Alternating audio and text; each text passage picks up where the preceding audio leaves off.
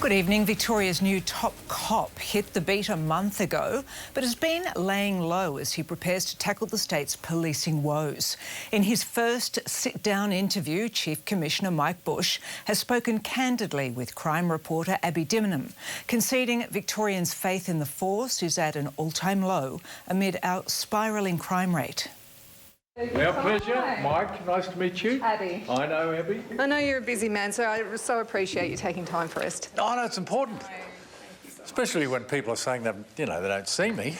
Part of the reason I've been out of the public eye for the last month is you've really got to get to understand the business. So I understand policing per se, but I've got to understand this environment.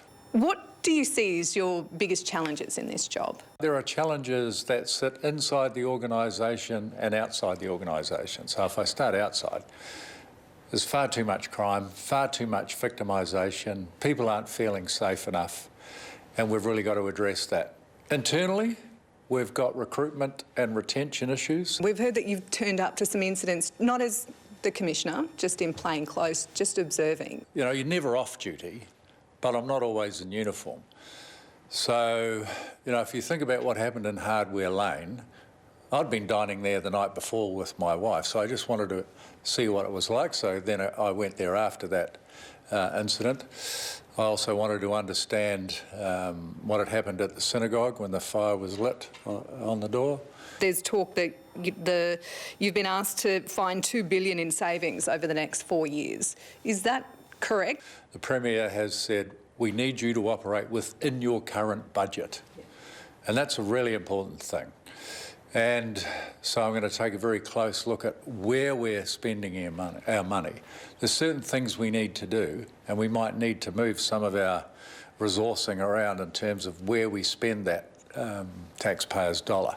Have you earmarked places to put more funding into and take funding out of? Technology's a big one for us. It's a really big enabler for our people. And just to tell a short story, a lot of our staff who go to a family violence, family harm incident might have to spend half the shift afterwards back at the station. So how do we reduce that bureaucracy and paperwork for our people so that they can do the job they joined to do? In terms of youth crime, 18% rise. Those aged between 10 and 17 are overrepresented in serious and violent crimes. Is this something that we can police ourselves out of? Not on our own, no, but in partnership with others, absolutely, with NGOs, with other government and agencies, other people who are focused on youth as well. And there's got to be a hard end to it. So those prolific, persistent, repeat offenders need to be kept away from the community until they can change their behaviours. A big issue in Victoria, at least over the last year, has been our bail laws, particularly with youth offenders. We can see them arrested, back on the street by that night. What do you think of Victoria's bail laws? We're putting our view forward. We want a really practical solution. A lot of it's around do people really know there's a consequence to their actions. If you talk to a lot of these repeat offenders, they don't think there's a consequence to what they do. So at the hard end, community safety's a priority, and sometimes, like in organised crime, the consequence is depriving people of their liberty. Tobacco shop fires, arson, the organised bubbling crime war that's happening in Victoria. How do you intend to try and make headway there? I've said to our people, there's two things you need to do with people who will persist and drive harm in their communities, and that's deprive them of their liberty and their assets at the same time. They have influence because they've got money. Ill-gotten money. We need to take that off them as well. How do you see the state of Victoria's faith in Victoria Police? Well, at the moment, it's nowhere near where it should be. If I think about where we need to be, we should have everyone's trust and confidence. And we're going to set a target, which is a long way off where we are at the moment. Minimum 80% public trust and confidence.